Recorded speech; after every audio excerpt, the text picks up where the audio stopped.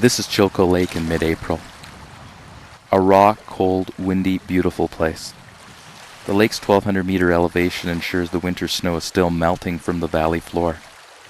The south end of the lake is surrounded by some of the higher peaks of the range, some rising to 2,000 to 3,000 meters above sea level. Storm winds rushing to the interior of the province are funneled through Chilko Lake's valley. This is the story of a spring ski trip that visited the glaciated mountains at the south end of the lake.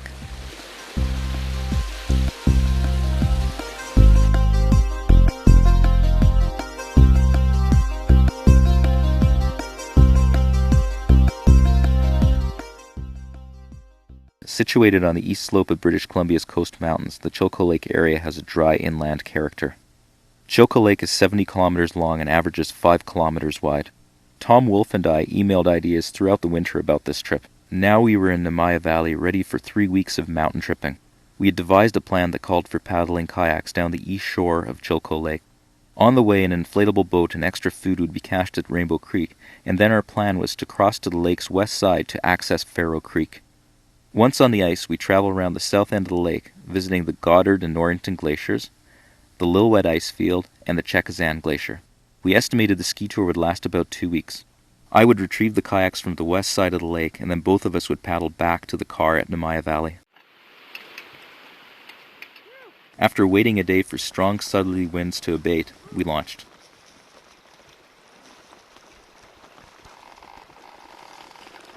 Tom is from Calgary, Alberta. He's a tremendously strong climber, a guide, as well as a school teacher. As for myself, I'm from Whistler, British Columbia, where I work as a guide and ski patroller. Twice we pulled out on beaches to let squalls pass. The second landing happened just after being inspected by a medium-sized grizzly bear. We were paddling just out of the surf line, about 15 meters from shore, when the bear ran directly at us and abruptly stopped at the water's edge. Luckily, it evidently decided that we were not worth getting soaked for. All we could do was paddle 100 meters further before substantially stronger wind gusts forced us on land. Tom had never paddled a kayak before. Knowing that he'd done many of the hardest ice climbs in the Rockies put some of my worries to rest. The cold, the stress, and the misery of winter boating is gentle compared to the environment he likes to hang out in. A little before sunset, the winds died and we started paddling again. When leaving the beach, I was too cold to quickly coordinate placing my spray deck onto the boat's iced-up cockpit rim. This let a few waves worth of icy water onto me. At camp, it took many hours of shivering in my sleeping bag to regain normal body temperature.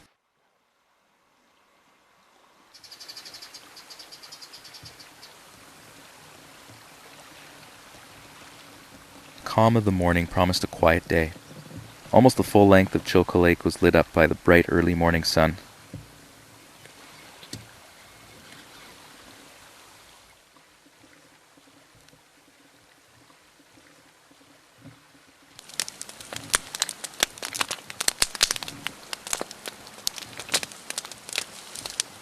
Way frozen stuff. All clothing worn yesterday was frozen solid.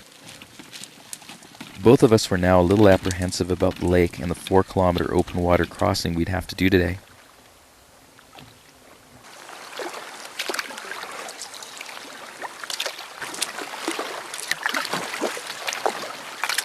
Our stop at Rainbow Creek was short, just long enough to drop off our inflatable boat and a little food.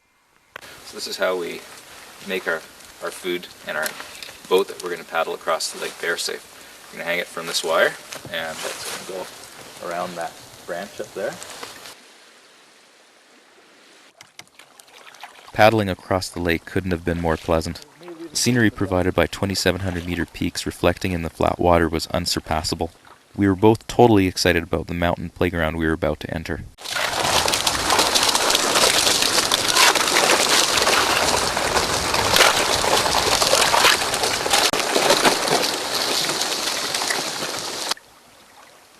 After a leisurely gear sort, the boats were placed into the forest and we walked about a kilometer to Muir Lake and the Kellerhall's family cabin.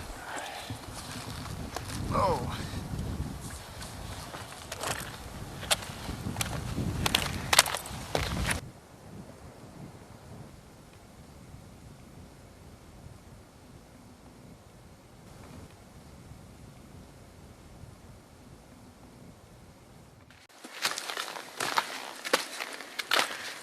Alright, here's to the Yokohalp. A Yokohalp is a debris flow that is released when a glacial dammed lake bursts through its ice barrier. At the cabin, we found a graduate student's report on the Yokohalp that had swept through the valley. Our expectations were for the worst travel conditions possible, but the valley left us pleasantly surprised. As we walked up the creek, we felt as if we were progressively disappearing into the wilds.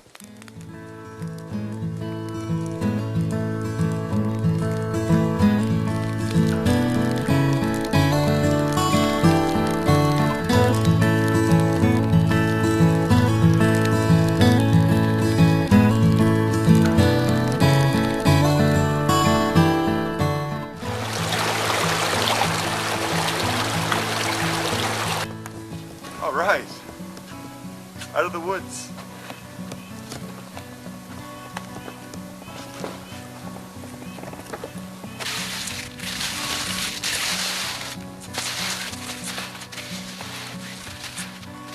With our skis off our packs, we now flew up the Goddard Glacier.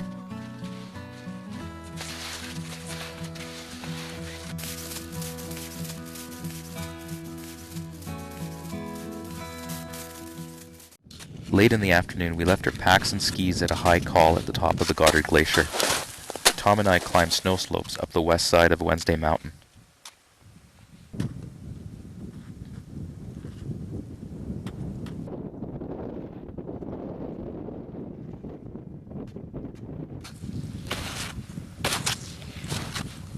We are now definitely moving into the mountain icescape of the Coast Mountains. Hey. Well, the one wall's fallen down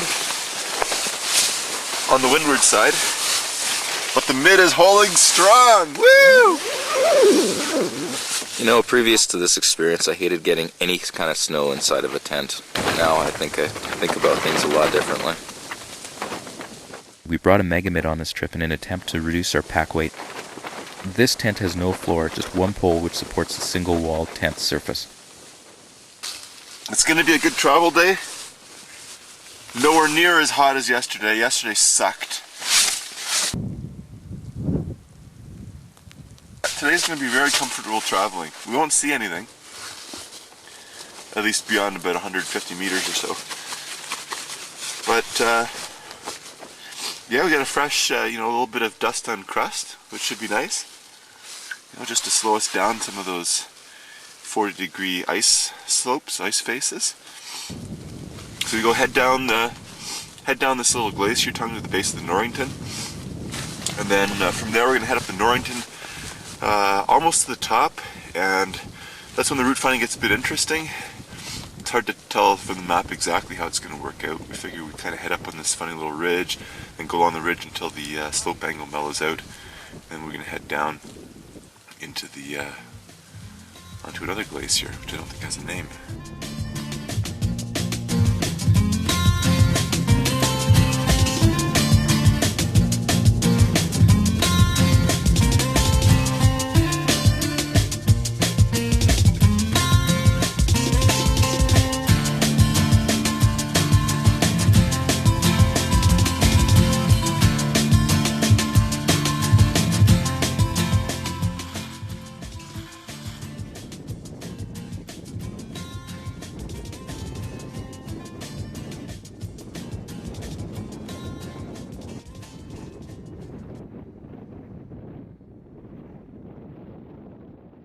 The mountains around Chilko Lake's south end have wonderfully easy to follow broad ridges separating gentle glaciers.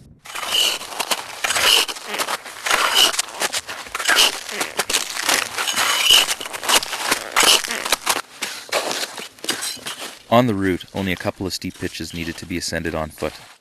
Totally ideal ski touring terrain. I love summiting peaks this time of the day.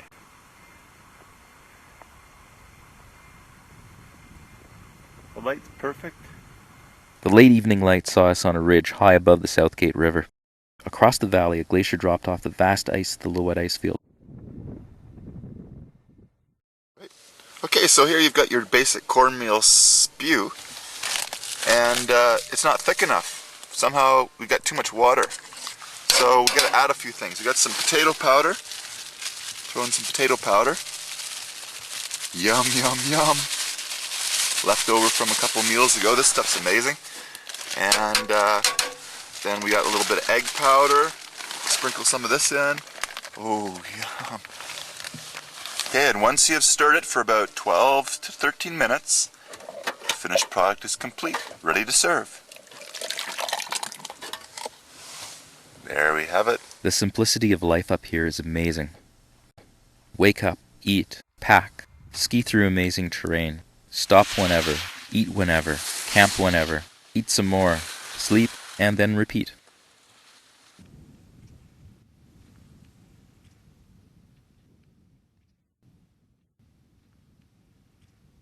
The first peak passed on the ice field gave a superb vantage point. The views went from looking west into the Compton ice field, to the north the mountains directly above Chilko Lake, and the big ice of the Lillooet ice field in the east. Here the route took us by many unnamed and probably unclimbed mountains. Less than a dozen groups have ever skied through this area.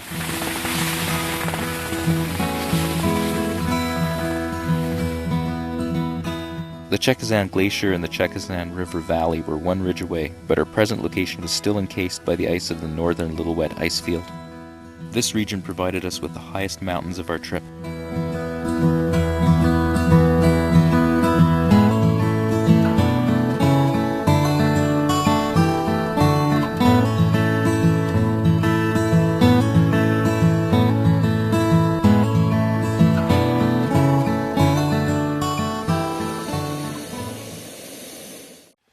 Yeah, this has been a ski tour's paradise. Every single day, with the exception of one, has been perfect bomber blue skies. Some of the areas we thought might be a little bit tricky have been a piece of cake because the stability has been just phenomenal. The ski penetration at the very worst has been about 3 inches. Quite often there's no ski penetration at all. You know, slap on the crampons and in steeper sections, but it's been marvelous. And now we're coming to the end of it. Crazy to think.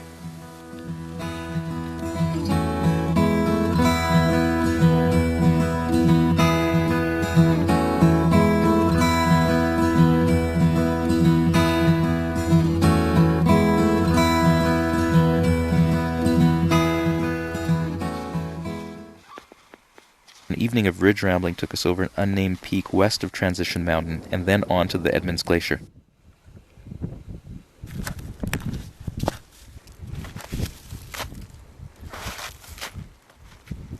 At the top, the view showed Fluted and Monmouth Mountains, our direction of travel. We got the last close-up views looking south into the Lillooet ice field.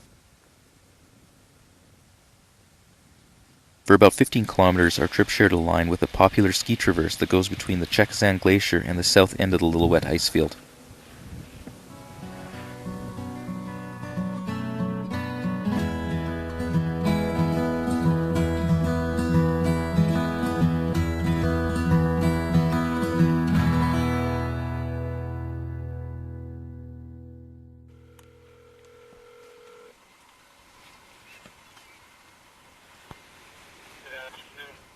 Hello Jim, it's Tom calling again.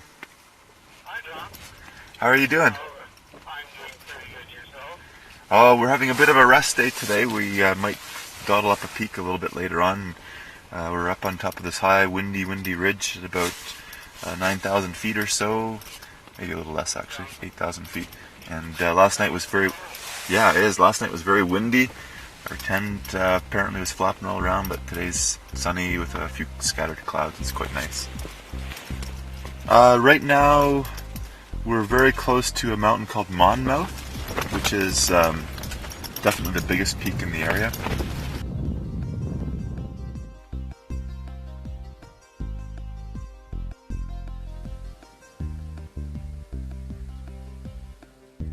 Before leaving the higher mountains, we wanted to climb one last peak.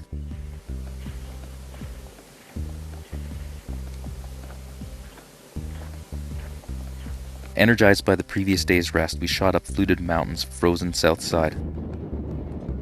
Snow and an easy rock scramble led to the summit. Now there's a view! 360 degrees!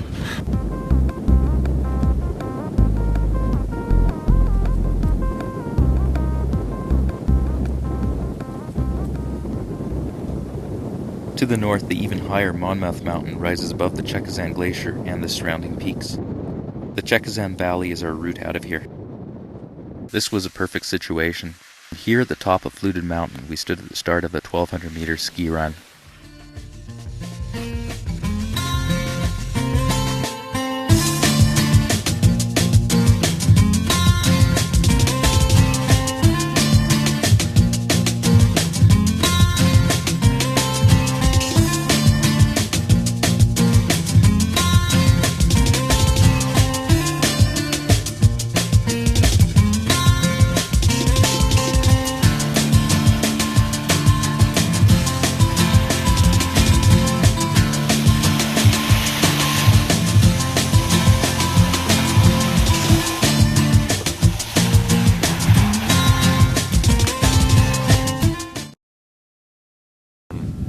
Suddenly my skis got a little carried away with me. Ouch. We bandaged Tom's bone-deep laceration with steri strips and started the process of changing dressings every few hours. We continued on and enjoyed many kilometers of fun, easy skiing down the Chilko Glacier.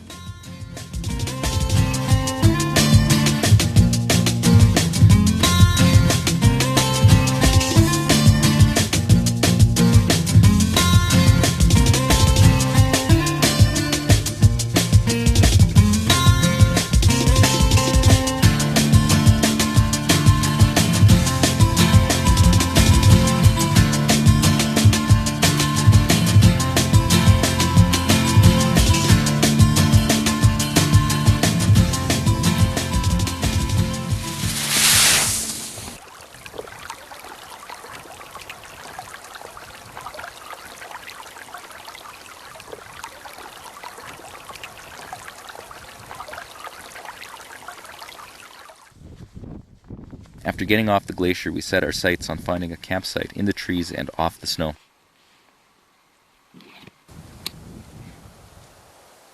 We both felt lucky that Tom's accident had not resulted in more serious injuries. A fire and hot drinks made the place a very satisfying spot to watch the evening colors take on this beautiful valley. Here's how to make a real cup of coffee. The first step towards a great cup of coffee is a bag of instant coffee crystals. Next, you need to whiten the brew with milk powder fresh from a bag. Butter is the most indispensable ingredient. Molten butter almost makes the worst brew taste as if it were made by a high-end coffee shop. The final step is to pour water in quickly to avoid the formation of accidental milk nuggets. If all this is done just perfectly, you have a product you can savor and truly start the day off right. On the way down the valley, we tried contouring the mountainside, but found rotting snow and dry, grassy ridges. So we dropped to the valley bottom. Prefrontal winds slid down the valley, shaking trees and last year's grasses. It wasn't long before our fatigue-addled brains connected a few ideas. Frozen braids of the Chilko River formed a flat, slick surface, and we had the perfect sail. We traveled nearly 10 kilometers in 20 minutes.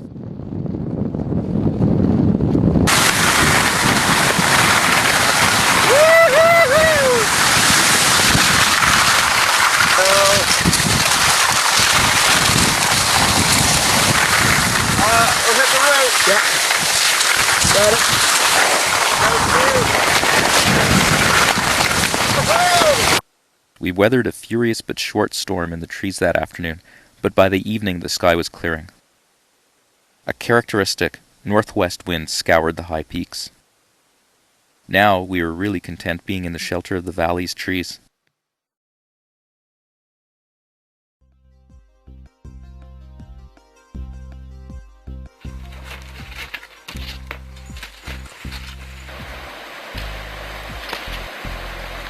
In the morning, we plowed through fresh snow with sticky climbing skins to reach the summit of Spectrum Pass.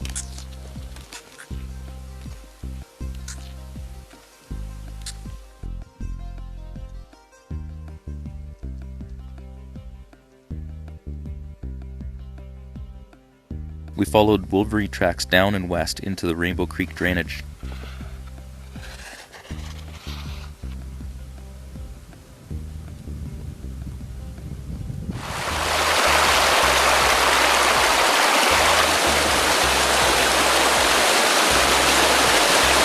Soon we were back in the land of trees, trails, and bears. Lots of fresh tracks, but no visitations. Our cache from 2 weeks previous was still hanging from its tree, so we feasted on the yummy treats it contained.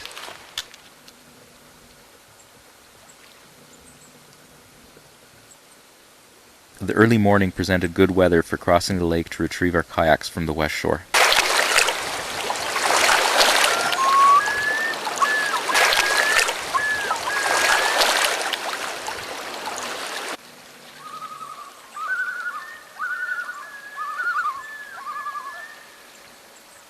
Do not use in high wind, rapid currents, open water, or dangerous tides. Follow these rules to avoid drowning, paralysis, or other serious injury. Uh-oh.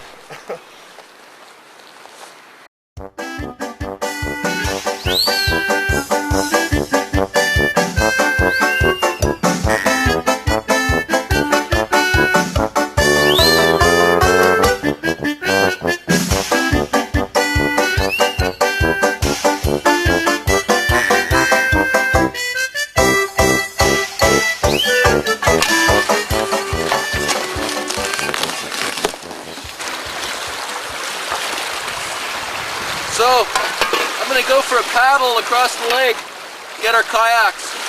It's a little bit blowing. It's a bit of a breeze, but who knows, might work. Only thing I wish is we should have bought the $40 boat instead of the $20 boat. It's a little small.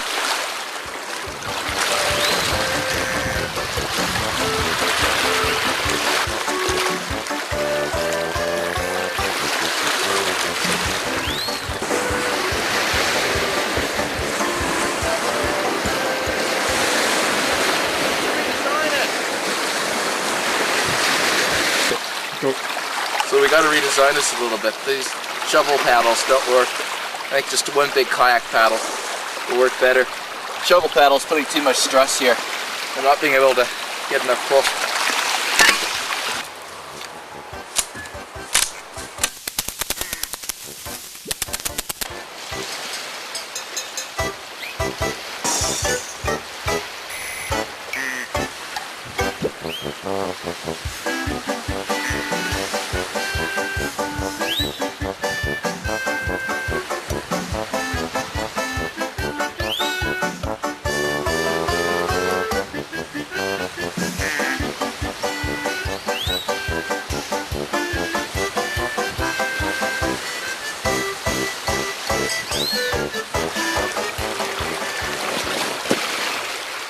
The wind and the waves were too strong to allow much forward movement once near the end of the point of land our camp was on.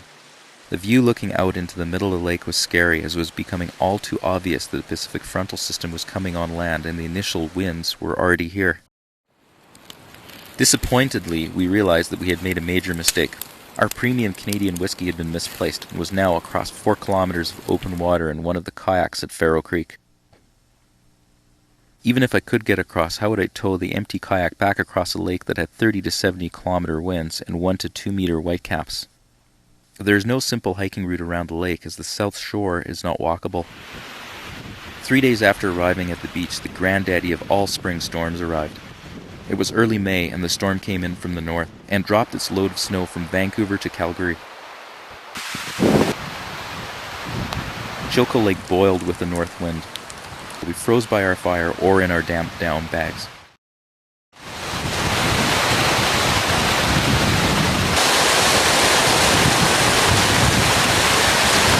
We called the water taxi. Yes, this is a very unsporting thing to do, but we figured we could afford it, but just barely.